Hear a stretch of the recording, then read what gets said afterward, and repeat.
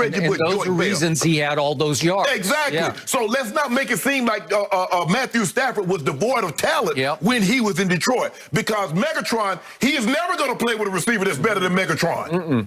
Nope, I'll buy that. But that's why he shot up to number 16 on the all-time passing list in yards. Yes. And I think he's 14th in completion. Yes. So he's on the rise. And he's got a long way to go. And if he stays on track, I don't know. Could he start to challenge the guys at the top? Yeah, I can see if he plays, he's averaging 4,000 yards a season. So could he get to 60, 65,000 yards? Absolutely, Skip. Okay. If he plays until he's 40, hell, he could get to 70,000 yards. I have no issue with his ability. There's a reason why they took him #1 overall. But Skip, how in the hell you can't win the SEC championship when you got A.J. Green and No Sean Marino in your backfield, and you don't win the SEC? How in the hell is that? And you know Georgia is loaded with talent. Every year, they're right there with Alabama and LSU as far as talent. And he was on that roster as the quarterback, and he couldn't get it done. So you don't question that? I don't. But I don't know. I'd have to go back and really dig through that year to see how it exactly unfolded. But it didn't stop the Lions from taking him #1 overall. Because that ability is there. Skip, you look at a guy, 6'3", 6'3", 225, 230, rocket arm, can throw the ball 75, 80 yards, can make every throw in the book. But there's something to be said about a guy that just doesn't win to the level that you think he should, given his level of ability. Okay, you might have me on the college level, but not on the Lions NFL level. I just think they're a sorry franchise with sorry management at the top, and it's hard to ask him to rise above that. I just think he's going to have a change of scenery, a change of heart, a change of being revitalized, like can't wait, jumping out of bed in the morning. It smells great out here with that eucalyptus smell. I think this was made for him. And by the way, he's got an off-season home down in Newport Beach, so he loves the area. With the kind of money he's made, he got a lot of off-season homes. Okay, well, he'll have another off-season home in Beverly Hills, probably. And his, obviously his closest friend from high school is Clayton Kershaw, so they'll be a little bit more reunited here in L.A. I don't know what Matt Ryan going to do, because they're very good friends. They got homes next to each other in Atlanta. Okay, now back to the other quote that I would like to read. This one's from Aaron Rodgers, and he was on the McAfee show the other day talking about Patrick Mahomes and all the no-looks and the left-handed passes and on and on.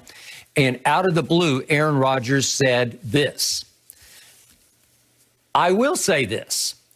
A guy who probably doesn't get anywhere near the credit for doing this stuff like that all the time. He wears #9 and plays in Detroit. That dude, what he does with the ball is impressive. It's really, really impressive.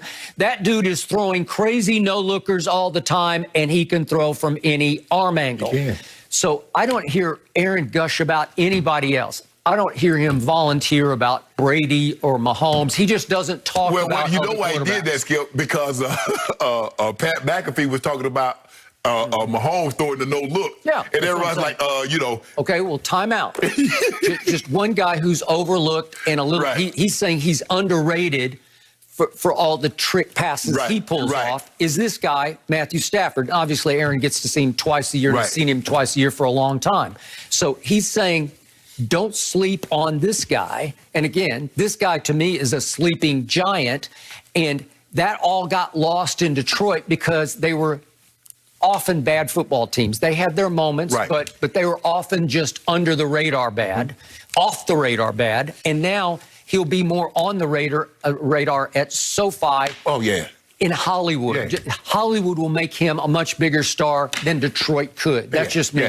Well, Skip, if he could have won, because sometimes your talent can supersede even the team. Look at Barry. Barry teams were terrible, but we still believe he's one of the greatest. And what did he do? He just quit prematurely. He couldn't take it anymore. He said, I'm done. Megatron quit prematurely. Both had several prime years left. Skip, Barry only played 10 years. I got it. People don't realize Barry played 10 years. And this Skip, you're right. His arm talent is second to none. He doesn't have to take a back seat to anybody when it comes to arm talent. Because I saw him throw a touchdown, a no-look touchdown against the Tennessee Titans. He's looking over here, and he throws the ball between like 3 defenders at the back of the end zone, and his guys catch it. I'm like, How would you even know to throw it that kind of, to throw it in front, throw it between, and the guy catches it? So I'm not debating anything about his ability. Okay. Skip, I believe he's going to be in the MVP discussion in this offense, because I know what the West Coast offense can do to guys. Mm-hmm. And he's going to be in that discussion. Okay. But would you also agree he'll be surrounded by the best team he's ever played with and in the middle of, right? It'll be the best team he's ever had. Top to bottom.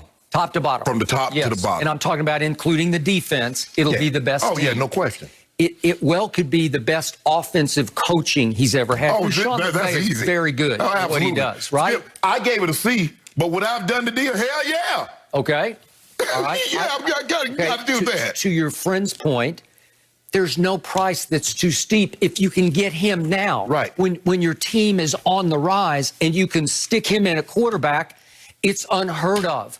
Not only did you gain him, but thanks to Brad Holmes, who used to be your director of college scouting with the Rams, who's now running the operation in Detroit, Brad Holmes helped make the mistake of drafting Jared Goff, and then he helped facilitate you getting out from under Jared Goff, right? Yeah. Which is also very hard to do. It is, because to have someone to eat that contract. Yes. Matthew Stafford contract is very friendly. I mean, it's $43 million over the next 2 years. Yep. Now, they're probably going to give him an extension. Maybe they will. But you're absolutely right.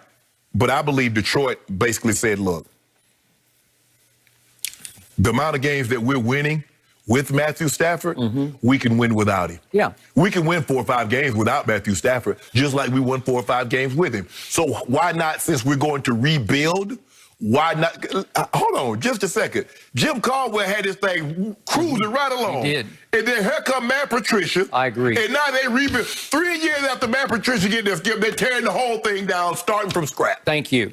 And he's back with Belichick. He's back with Coach where he belonged from the start. And Matthew Stafford said, you can trade me anywhere you want to. Okay. Just don't trade me there. Okay. I love what the Rams do because Les Snead is go for broke. Oh, yeah.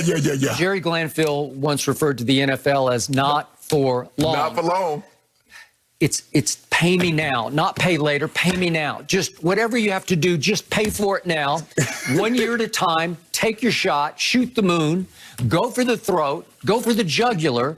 They went for the jugular with the Jalen Ramsey deal, and they said, we want him, and he's really good. I thought he played small at Green Bay, but maybe he can rise to the occasion with a better quarterback. And obviously, he was done with Jared Goff when he tweeted about him the other day and was campaigning for Deshaun to wind up. But what did I tell you, Skip? I said he just taking his cue from the general manager and the head coach because they were done with it. They seemed done with it. What they were talking about, well, he's our quarterback today, but they probably knew that the deal was not only in the works, it was close to being finished. The thing is with Les Snead, Skip, and you play Texas Hold'em, he just shoves in every hand. Every so you don't know if he got the nuts for real or he got 10 twos offsuit. You have no idea because every time all in.